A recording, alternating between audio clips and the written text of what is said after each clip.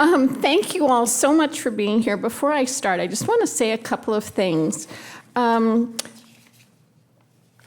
writer sits at home alone in a room, and I can't speak for other writers, but I often think to myself, nobody reads my books. No one's going to read this book.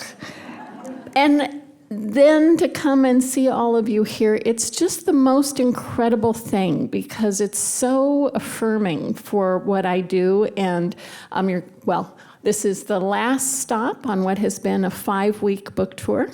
And I go home tomorrow. I pack up my house for a remodel. We leave to go to Colorado on Saturday, and I'm going to start the next book. And so to have all of you here and to have done this whole tour, it's such...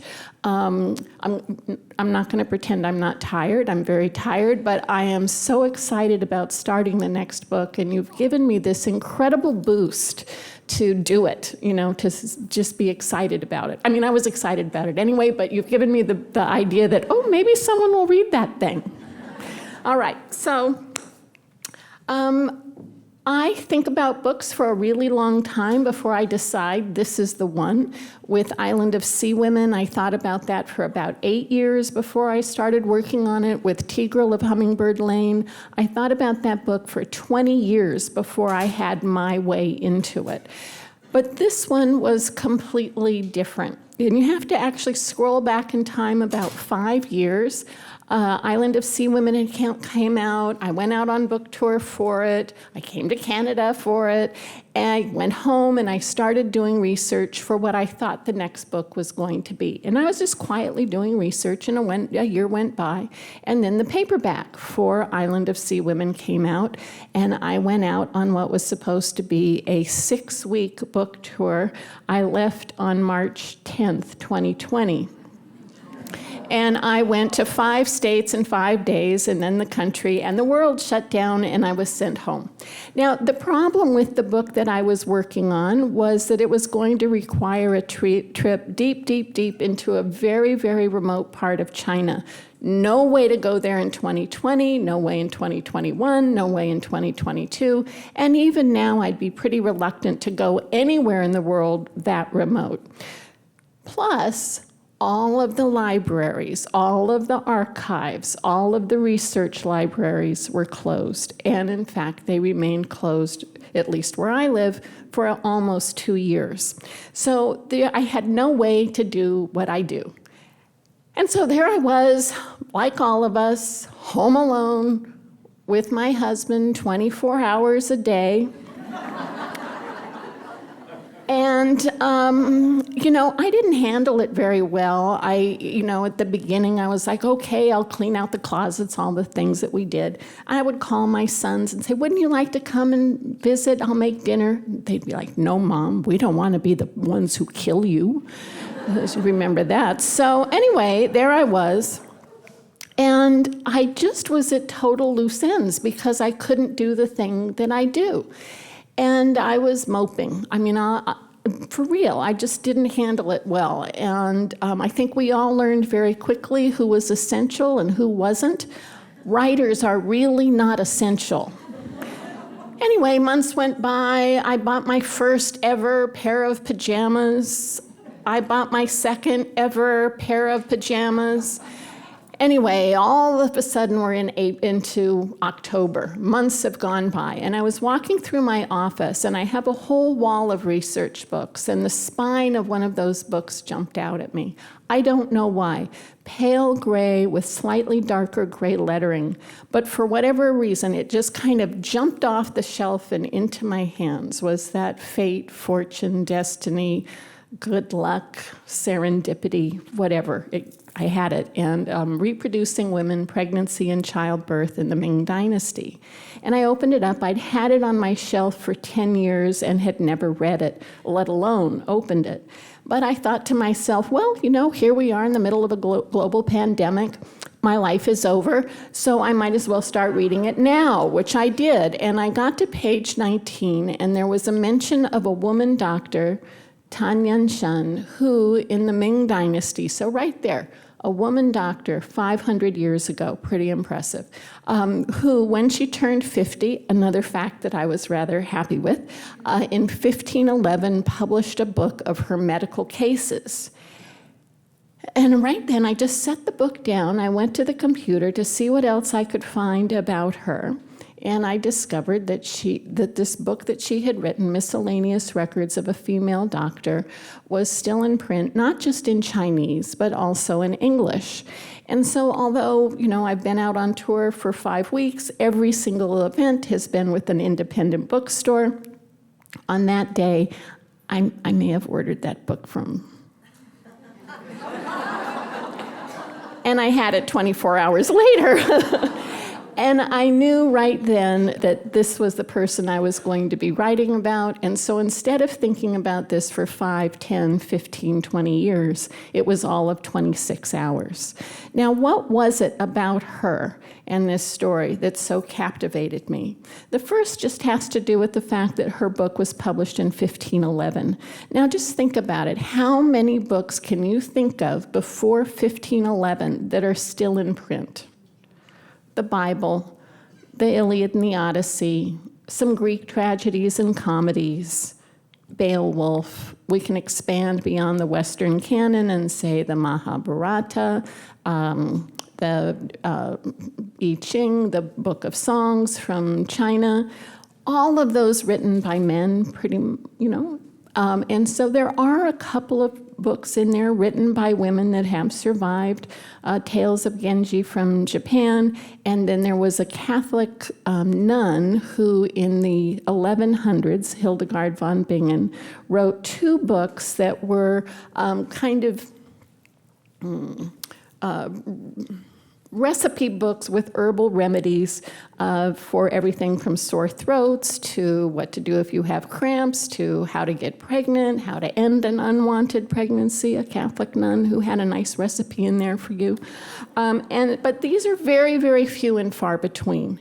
And you still have to go centuries before you start to have women like the Bronte sisters, Jane Austen, Emily Dickinson, George Sand, still few and far between, and it's not until about 100 years ago when Virginia Woolf starts writing and publishing fiction that things really change for women writers. So right there, I was in. But there was something else as well. Of the 12,000 known historic medical texts in China, only 3 were written by women, and this is the oldest. All right, so very little is known about her life. There are some forewords to her book and then some afterwards, most of them written by the men in her family. And then she herself wrote an introduction in which she talks about her childhood and how she became a doctor. When she was 8 years old, she went to live with her grandparents, and her grandfather liked to have some wine at night and have her recite poetry to him. And he is reputed to have said, "This girl is very intelligent. We should not restrict her to ordinary needlework, but instead we can let her study my medicine."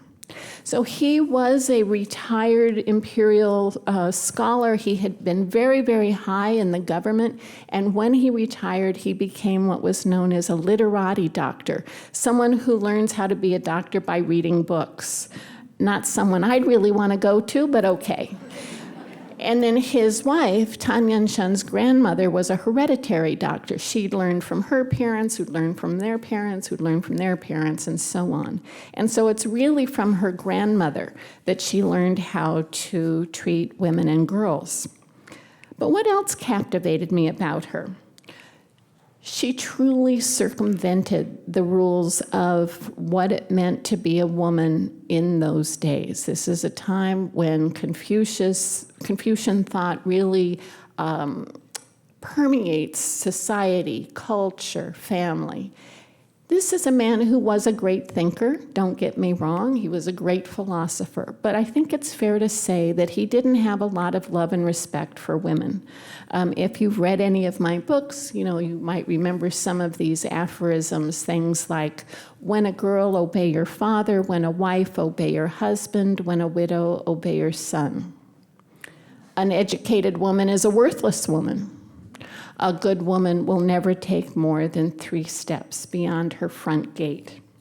But here was someone who, on the surface, did appear to be a good Confucian woman. She went into an arranged marriage, she had 4 children, she managed her husband's household, but within that, she still became a doctor, she treated her patients, and she wrote this book. The other thing that I thought about a lot was just the traditions around traditional Chinese medicine.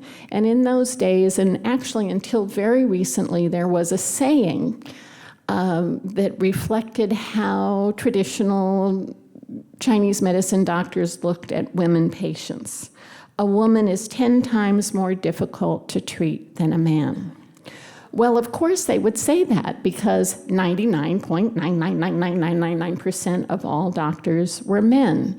And here's the thing, a male doctor could not be in the same room with a female patient. He would sit behind a curtain or behind a screen, or better yet, be out in the hallway, and then a girl's father or a woman's husband would act as the go-between. And so let's pretend, the husband runs out there, gets the question from the doctor, runs in over to his wife, asks this very intimate, personal question. Hopefully she gives him something resembling a true answer. He runs out, gives that back and forth. Now, I love my husband and sons very much, but that doesn't mean I would want them to be the go-between between me and any of my doctors, but particularly my gynecologist. Her cases are believed mostly to be the women and girls who lived in her husband's compound. Now, this was an elite family, a wealthy family. It's believed they lived in one of these big traditional Chinese compounds where you would live with between, 40 and 100 of your husband's relatives. My idea of hell. And so, again, most scholars believe that most of these patients are the elite women and girls in this household, plus the servants who took care of them. A kitchen, somebody who worked in the kitchen, or a lady's maid. But then how do you explain these cases that don't fit that description? A woman who holds the tiller on a ship, another woman who is a brick and tile maker. And so all of this led me to doing research, but of course I had to do the research in a completely different way because China was closed and everything else was closed.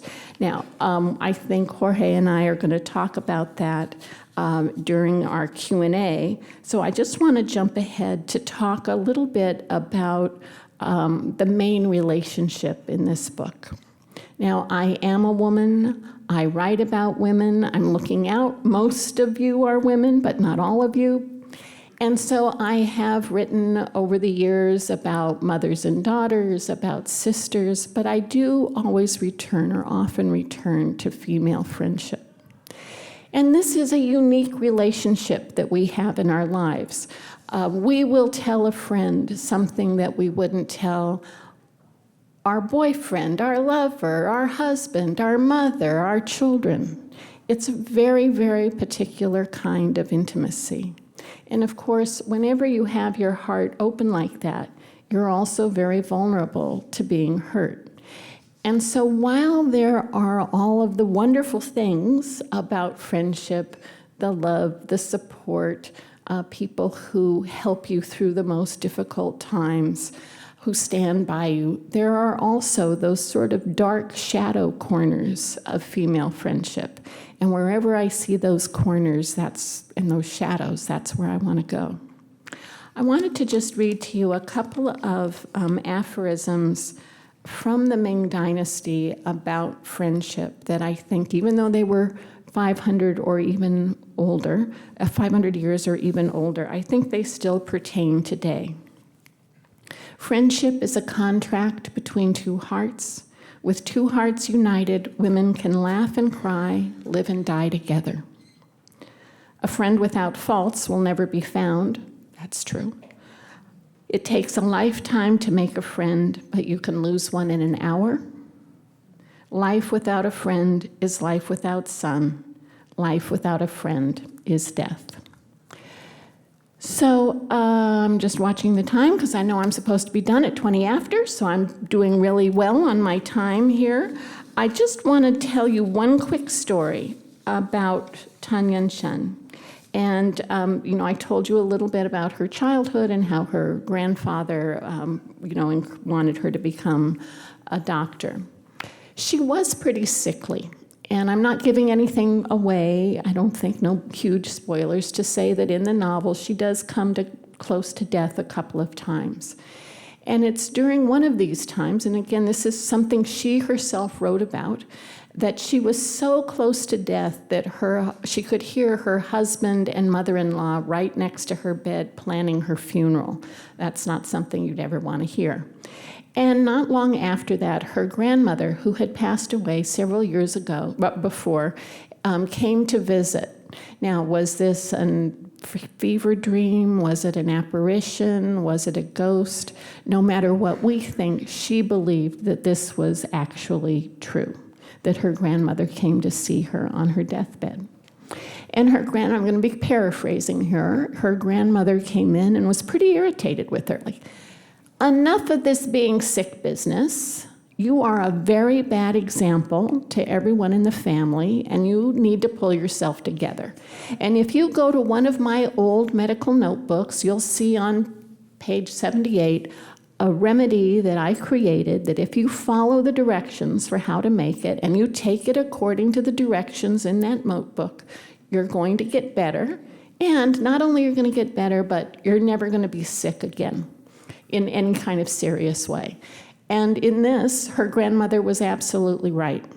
But while her grandmother was there, she said, and as long as I'm here, I might as well tell you that you're going to live to be 73 years old. On this, her grandmother was completely wrong because Tan Yunxian actually lived to be 96. Something remarkable today, but truly remarkable in the Ming dynasty, and may show that she was a pretty good doctor. Now, after she died at age 96, her book, it was hard to find in the bookstore. It was sort of disappeared from the marketplace.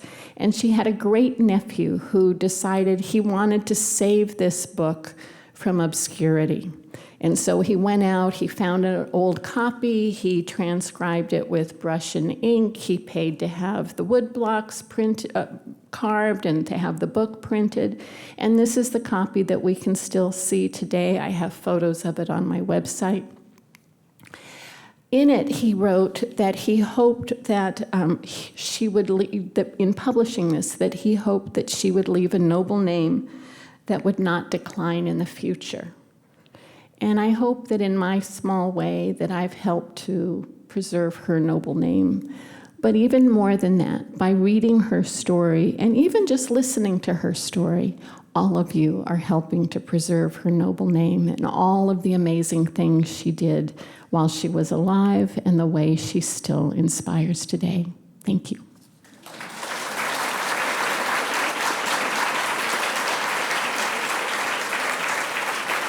So what I've done is, you all submitted about 30 questions. I basically organized them in categories that I think are super interesting. So we're going to start with, a lot of you had a lot of questions about the research and the writing method from Lisa.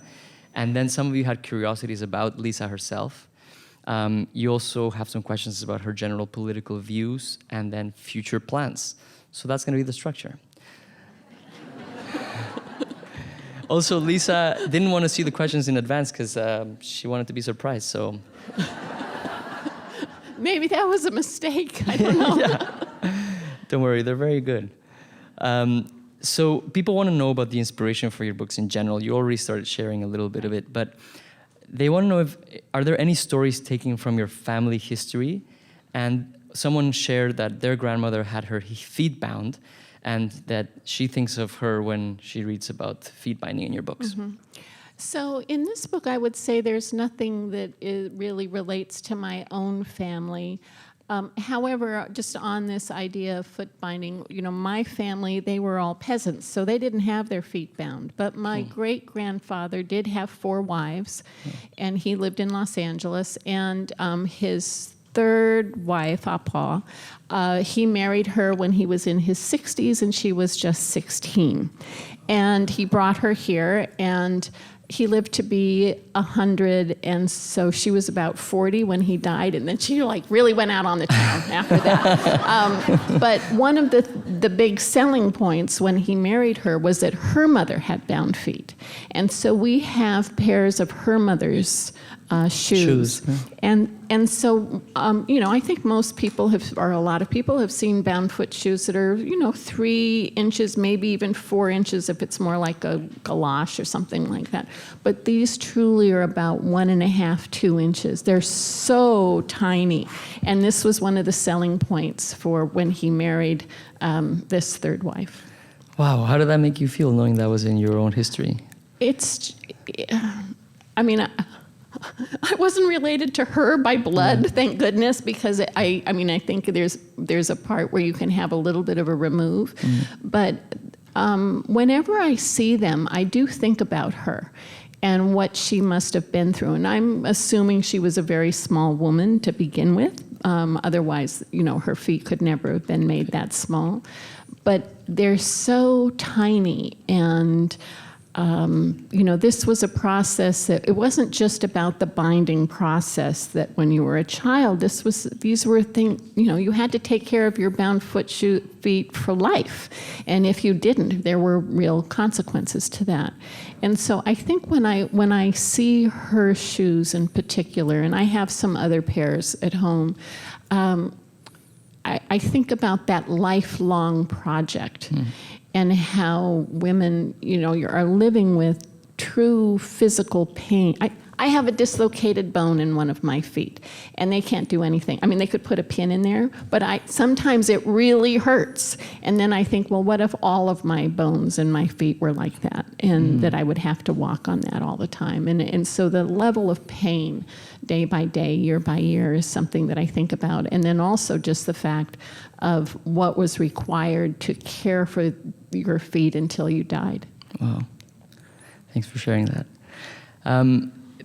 You shared a little bit about how you found the character for this book in your stack of research. And many people wanted to know how you find out about the individuals that you tend to write about and how you decide on a subject in general. So do you go about your research in a very particular way? They want to know how you explore those characters. Right, so I, didn't really talk about the research in my talk up there. This one was completely different than any book that I had done before. And, and we were all closed in, right? And so I just started reaching out to people on the internet. And the first person I wanted to find was the woman who had done the translation of Miscellaneous Records of a Female Doctor. And I'm looking, I'm typing and I'm typing and I'm trying to find her. And she could be anywhere in the world. It turned out she lived in Santa Monica, 10 minutes from my house. Wow. And so although there still weren't vaccines at that point, so we couldn't meet in person, but we would meet on Zoom. And she would say, here, I'm going to send you some articles to read, or here someone is giving a talk on ghost pregnancies in Singapore tonight. That'll be 2 our time in the morning, but you should watch it, and I would. And so that was really great. And then there's a professor at UC Irvine, whose area of expertise is mostly Shanghai, but he's someone I have turned to many, many times over the years when I have a question. And so when I start writing, I think, I've done all the research. I've got everything here. I'm ready to go. And then I'll be writing, and something will pop up. So one of the things for this book was all of a sudden I needed someone to write a letter. Was there a postal system in the Ming dynasty? How could you send a letter if you could, how did you? And I was looking and looking and looking, and I couldn't find anything. And I wrote to Jeff, and he put me in contact with someone who I think is here in the audience today. We've never met, a professor here, Christopher Ray, and he turns out that he has written a lot about the Ming postal system. And so that was fantastic. Another person, another point, I wanted them to travel from Wuxi, where she lived, up to Beijing on the Grand Canal in 1496, a very specific year. This is not like how long did that take? This is not like looking up the United schedule. It's really hard to find. And I just was looking and looking. And I think, again, it was Professor Ray who sent me or gave me the name of a Korean man who had been made ambassador to the island of Jeju, where I had written about what I'd written about in Island of Sea Women, who on his way to his posting was shipwrecked off the coast of China, taken prisoner, and then sent on the Grand Canal in 1492, I think it was, so 4 years before I needed. Wow. And for this whole time, he kept a diary. And so it was filled with what he saw every day, how far they traveled, what he ate, what the weather was like. And so so the point is, I really relied on the scholars out in the world. There was a professor at Harvard who, to me, these people are like gods. They've got all the info. And there was one time I just decided, okay, I'm just going to write to him and see if he answers. And he did. And we had this pretty lively correspondence. And it's only a couple of weeks ago, when I was just, traveling around on this tour, that all of a sudden it hit me. I wonder if they were all feeling as kind of lonely and isolated as I was, because why on earth would they talk to me otherwise? It was like, I was the equivalent of a new pair of pajamas. Somebody wants to hear about what I study and research. So thank you to Professor Christopher Ray, who's here, for all that research. Yeah. And this is a really nice segue, because people want to know how long it takes you to write a novel, but also what proportion of that time is spent doing that deep research into that time period. And someone who submitted that question said that they loved all your books, especially the Women of the Sea, because my daughter-in-law's family history was from Jeju Island, really? Korea. Well, that's neat. So they're probably in the audience too. So typically it takes me 2 years. The majority of time is spent on the research. The least amount of time is actually the writing, and then the editing is somewhere in the middle. But I will say about the research, it's something that continues all the way, because there are these things that pop up that I just, thought I was all ready to go, and then things come up, and then I go down the rabbit hole trying to find the answer. So speaking of the rabbit hole and all the research, people are curious about what it was like writing a book during lockdown, and you started sharing a little bit of it, but people want to ask specifically, what were the challenges, but also the advantages of writing this book without being able to visit the location? And with the this is the first time I've written something where I haven't gone to the place that I was writing about. And what I'll say, so she lived in a town called Wuxi. It's a water town in the Yangtze Delta. If you think of the Yangtze Delta kind of like the Mississippi Delta, that you have all these tributaries and little towns along the tributaries. In China, in this area, there are these water towns, and they're built right on the water. And so you can think of each one like a miniature Venice, right? So people are going by on boats, and that's how they get around. And although I had never been to Wuxi, I had been to many of the other water towns, have stayed in water towns, particularly when I was working on Peony and Love. So I felt pretty confident about writing about that. About it, yeah. But I also am on Twitter and Instagram, and there is a site that I follow called, I think it's China in Pictures, and he posts these usually historic photos of China or old video of China. And one day he put up a photo from Wuxi. I'm saying he, I don't know who's on the other end of this site, but I wrote to him. He follows me too.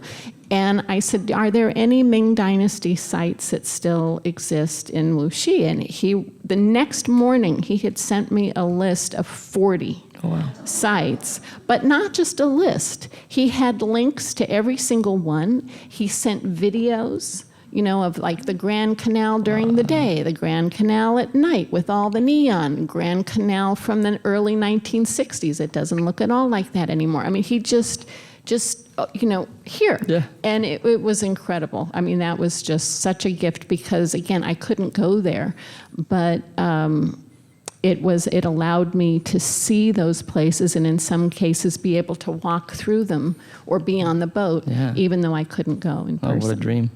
Talk about a good fixer. Yeah. What is the feeling you get after completing a novel? People really want to know. It's a little like giving birth. There's a little, like, oh, isn't that great? Postpartum depression. Yeah.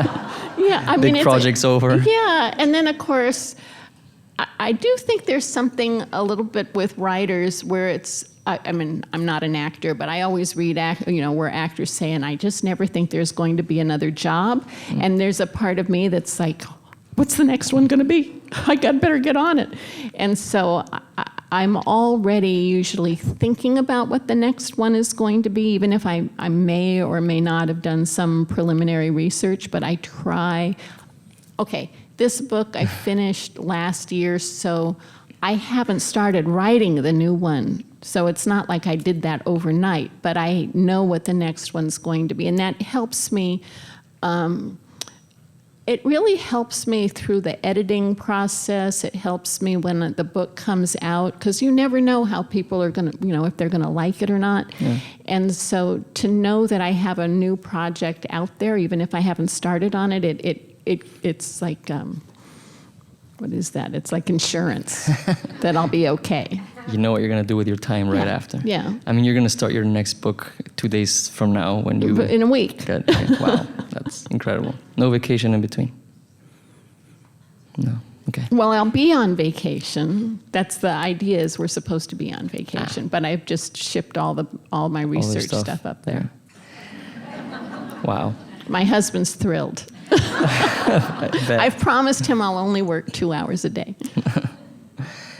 So I'm going to switch to questions about you. And one that I found really interesting is people want to know who is in your circle of women. Well, okay, so this is a really sad thing. I work really hard. I'm kind of a loner. I don't have a circle. But my mother had 2 best friends that they knew each other from 7th grade until the day she died. And my sister has had a friend, they shared a crib together from the time they were 3 months old. So I have watched these 2 sets of kind of lifelong friends throughout my entire life. And it's something that and either you have it or you don't. Like, I can't go back now and say, I'm going to try to find that person when I was 6 months old.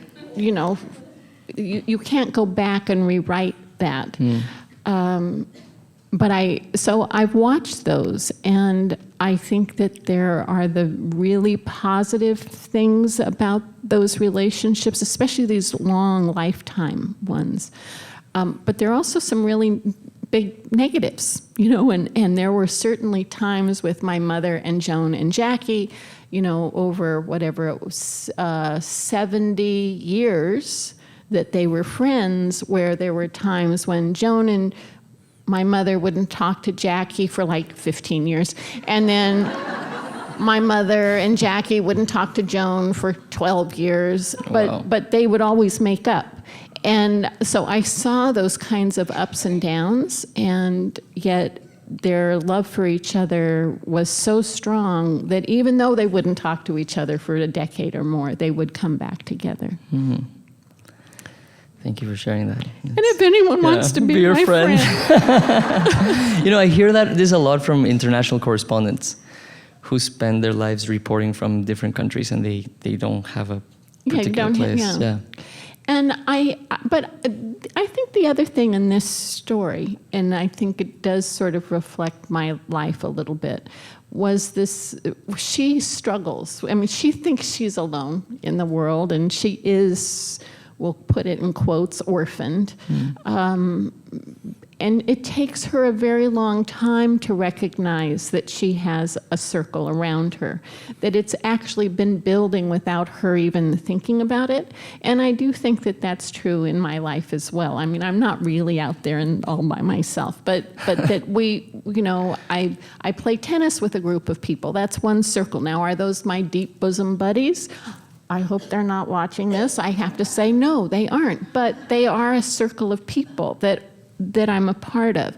And so we have that, a group of writers, my own family, that sometimes we don't necessarily acknowledge or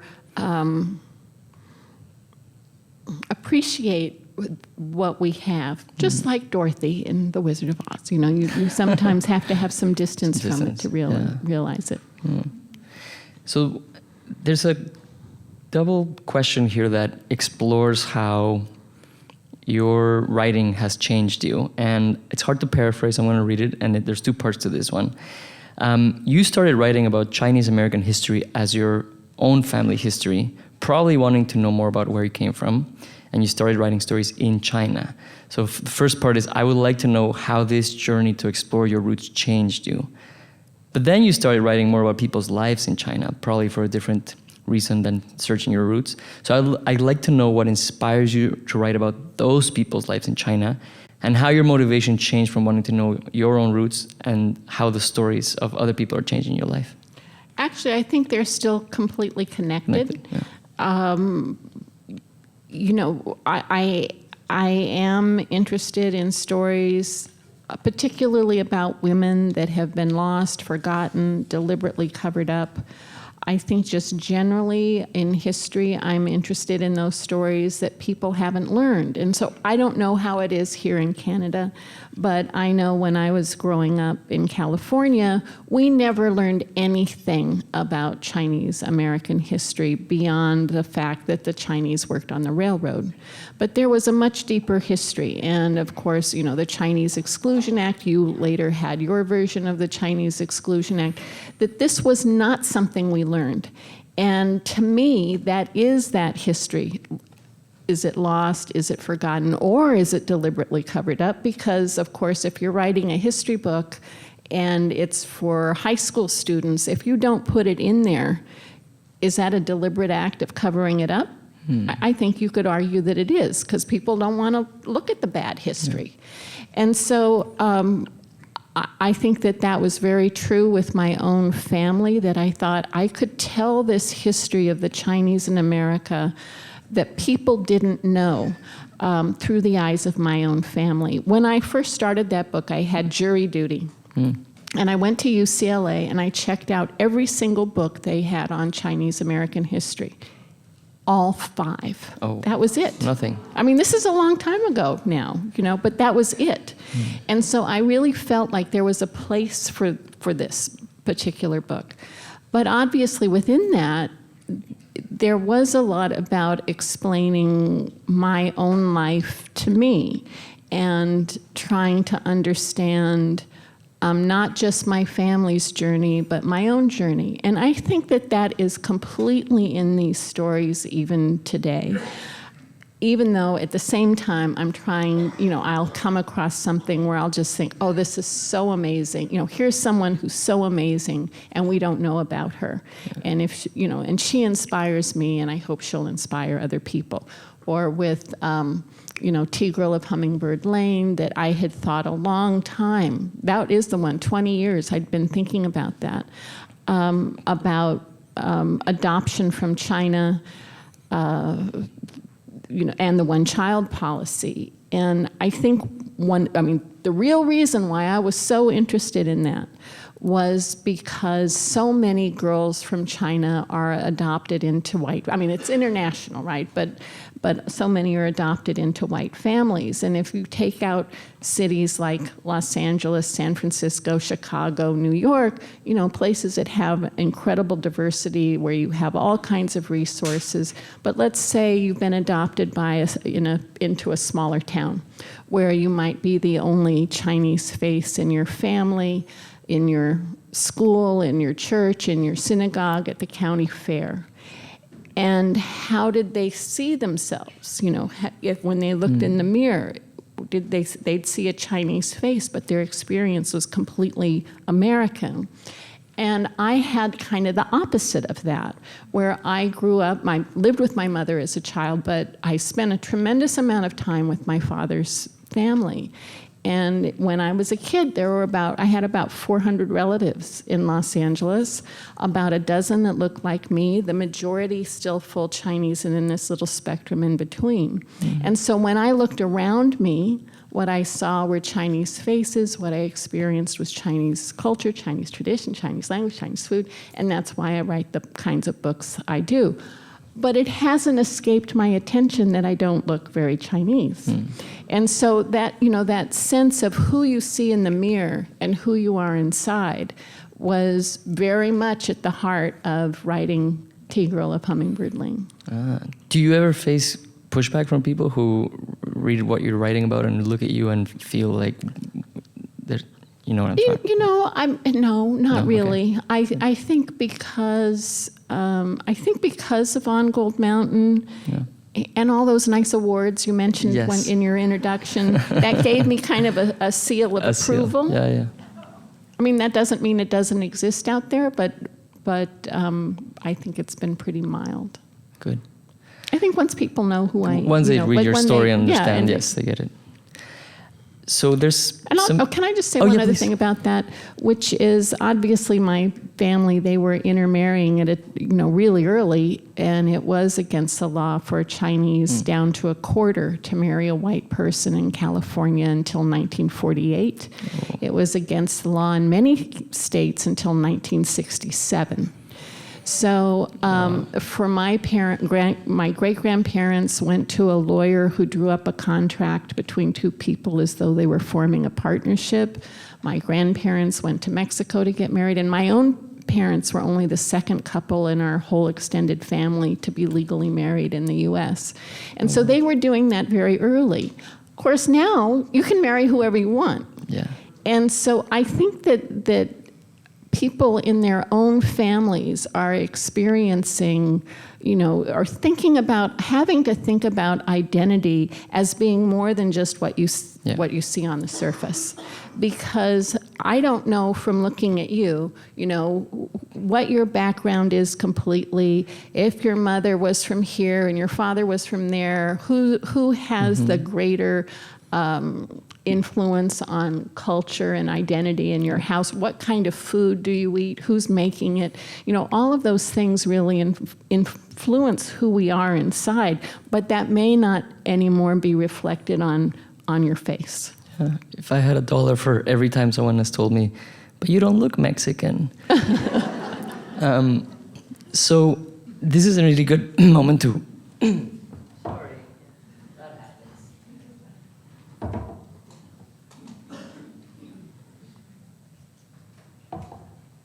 to remind us that in Vancouver, we have a couple of new resources to find out about Chinese exclusion in British Columbia and Vancouver specifically.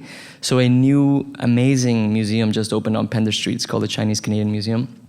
And it has a wonderful exhibition right now on all the government racist policies that were implemented to exclude people from being part of the society, and includes issues of the legal impediments that people had to marry and intermarriage and to work. So I really encourage all of you to go see that museum. It's incredible. The exhibition, I think, is going to be on for another year. Also, at the library, we have a new Chinese genealogy resource, and it's a new database that we just acquired. And we're doing workshops on how to use this new resource to find out about your Chinese genealogy and history. So if you want using immigration records, right? I believe so, yeah. So if you want to find out more about it, come talk to me afterwards. Or go upstairs to one of the info booths. So people want to ask you about specific plot points. Okay. I hope these are not spoilers. You can push back if you want. One person says, my question concerns Yunxian's treatment of Lady Kuo when she finally seeks her help. The description of her treatment is very graphic, and I wouldn't want to spoil it for readers. It is amazing that such things can happen, but I have heard something similar from my Chinese grandmother. So how did Yunxian know what to do, and did she observe it or read about it, or did I just miss this explanation? Okay, so I just have to say that's my favorite part of the whole book. Oh, kudos to whoever submitted that question. That is my favorite thing in the whole book. Yeah. And actually, that isn't one of her actual cases, but I did use many of her actual cases in the novel. The little girl who's suffering from food damage caused by excessive love, the woman whose ailments stem from too much weeping, another woman who suffers from postpartum wind itching. So I used many of the cases. But I also did research about women's health in that time period. And there's actually a surprising amount that has been kept and preserved. And I think part of the reason is that these male doctors were just trying to figure out these women's bodies and how to deal with these women if they couldn't even see them, and there's a lot preserved about midwives and deliveries of babies and the problems that happen. Anyway, this particular story that was mentioned here was one of the stories that I came across where I just saw that and I was just like, oh, I've got to use that. I've just got to use that. And that's why I love the research so much. Is I think of it like a treasure hunt that I never know what I'm going to find. And then there are these moments when I find something where it's just like, oh, I've got to use it. And so I will just say about that, how that treatment unfolds is true to the historic record, as is the final line, which I can't say, is in that historic record as well. Okay. She didn't make it up, and that wasn't me being clever. No. That's just the That's actual a historic record. line. That's incredible to know. Do we know why Tan Yunxian was sent to live with her grandmother rather than her father? Was he not capable of taking care of her? So her father was studying for the imperial exams. The record seems to be, and so he left not long after her mother died, and so she needed someone to take care of her. And then he was in the Board of Punishments and did travel a lot. And there's not a whole lot known about him, and not a whole lot known about her just even in general. But this is one of the things, that she came from a family of imperial scholars. Her father, of course, and all of them worked in the Board of Punishments. Mm-hmm. So her father, her grandfather, a great uncle, and then her husband as well. Wow. On that note, am I right to think that Mao Xin, Yunxian's husband, did not achieve a high rank in the imperial government as the Tan Men? It sounds like he didn't. Okay. One thing that's interesting is that in all of her writing, she never once mentions him. Uh-huh. And so, again, scholars have speculated, well, why is that? Was she just being humble and not wanting to embarrass him? Or did she not like him so much? Different people have different theories for why she didn't mention him. Huh. Did she not want to embarrass the family if people didn't like her book? I mean, there are all kinds of theories for that. I have a few more, but I think you are all probably wanting to raise your hands and ask a few, because I imagine what she's been saying has prompted some questions from the audience. So if you want to raise your hand if you have a question, I'll repeat it in the microphone. So anyone? You. From what I have read, I've read that many Chinese doctors had a small ivory Yes. carving of a woman's body lying and reclining,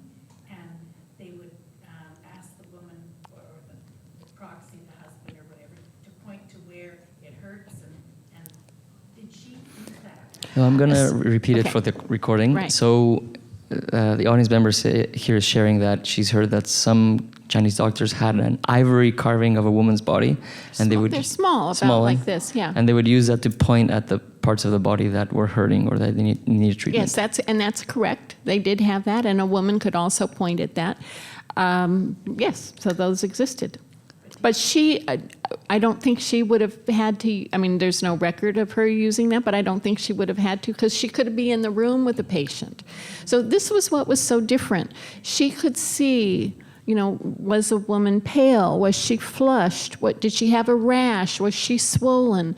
Was she exuded, did she have a strange odor about her? She could feel her pulses. And Chinese medicine, there are 26 basic pulses, but a male doctor, would only feel a woman's pulse if she was really near death. So they'd wrap her wrist in cloth and stick it out through the curtain, and he would try to feel it through these layers. But she could actually put her fingers on a woman.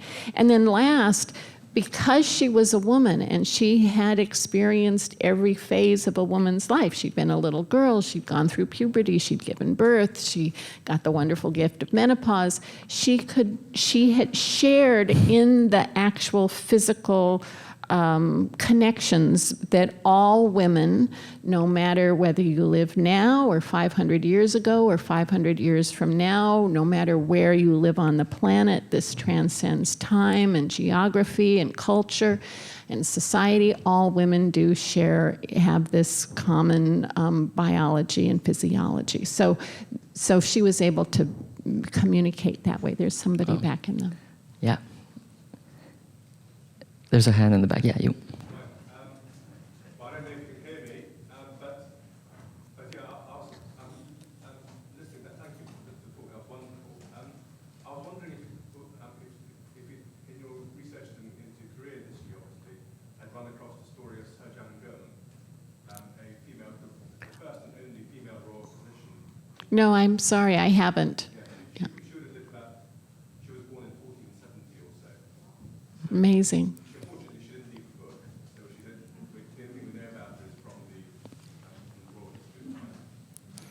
Interesting. Yeah, a question about Korean history that I'm not going to repeat. Here.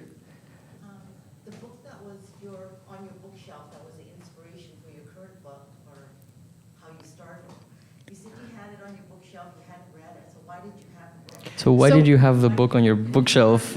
Why did you have the book in the first place on your bookshelf that you hadn't read? So, I don't remember how I came to have that book. I don't know if someone sent it to me. It was a University of California Press book, and I used to be actually on the board of the University of California Press, so they may have sent it to me. But I also buy plenty of books where I think, I might need this one day, So I have lots of books on clothing, on medicine, on history, I have all kinds of, on the Yangtze River. What else? On traditional Chinese medicine. I have, about this. I mean, I didn't have to go looking for those books outside of my house. I had them, but that doesn't mean I've always, I've read them all. I could be wrong, but I bet you have some books on your shelf that you... I have a lot. There's a Japanese word for that, for collecting. Does anyone know that? There's a Japanese concept for collecting way more books that you can own. I'm a book hoarder myself. Yeah. I have a question about the present, and then I'm going to end with one about the future. Okay. The one about the present is, does the current tension between most... I was hoping we were going to skip the political... Okay, we'll skip it. Done. But that go didn't ahead. exist. But go ahead, ask it. I was just getting nervous. All along, I was thinking, I don't know what the answer is. It's okay. I think people just want... Okay, but go ahead, ask it. Does the current tension between most of the Western world and China bother you? And in what ways? And what do you think would be an effective way to ameliorate the situation currently? Well, if I knew, I could win the Nobel Peace Prize. Clearly. I don't know. What I will say is I think there has been for a long time a lot of sort of political chest beating that goes on both sides.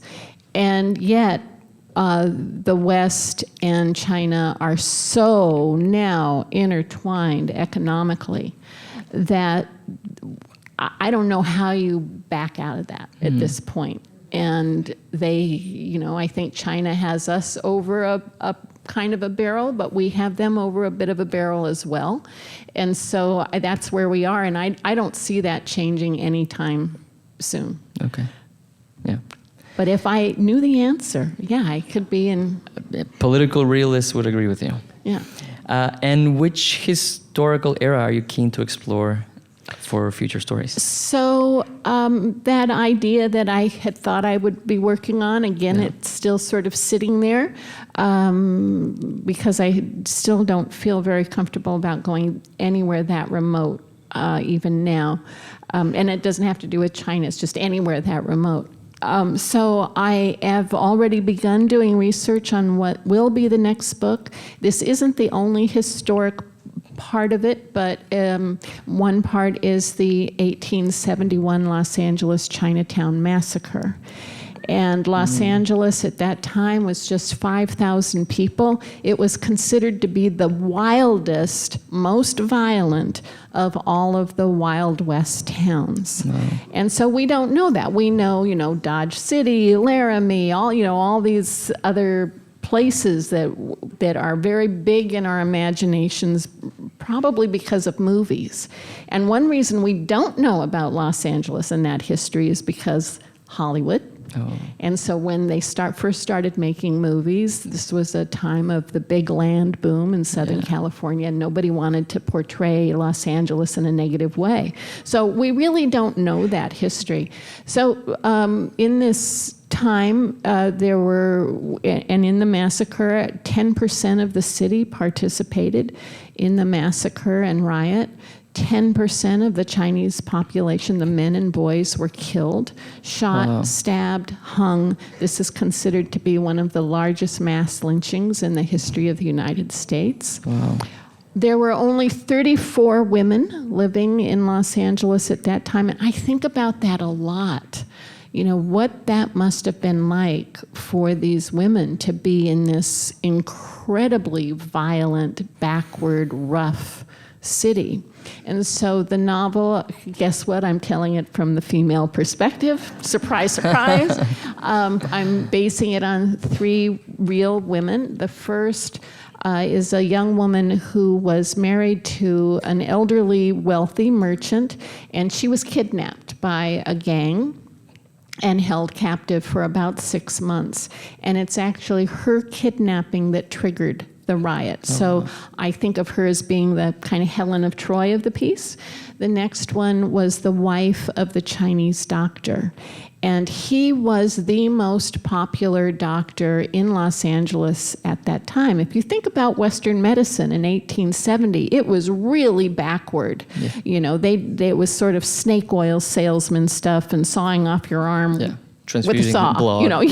I mean, they had leeches and stuff like that. But Chinese medicine had a history 2,000 years. So people went to him. He was the most popular doctor, and he was the second person killed. Oh. And his wife became the first Chinese woman to file a lawsuit against the state. I think it's the state of California. And then the last one is a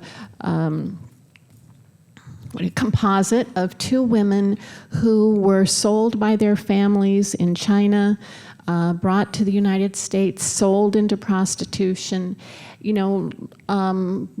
Slavery had been outlawed after the Civil War. There was an exception in California for Chinese women. And so these women were bought and sold. And these 2 particular women, from the moment they landed, they tried to escape. And they tried to escape over and over and over again in an effort to find freedom. Wow. Thanks for sharing. And I do hope that you come back to the same stage to tell us that story whenever you finish. In a couple of years. Yeah. Thank you.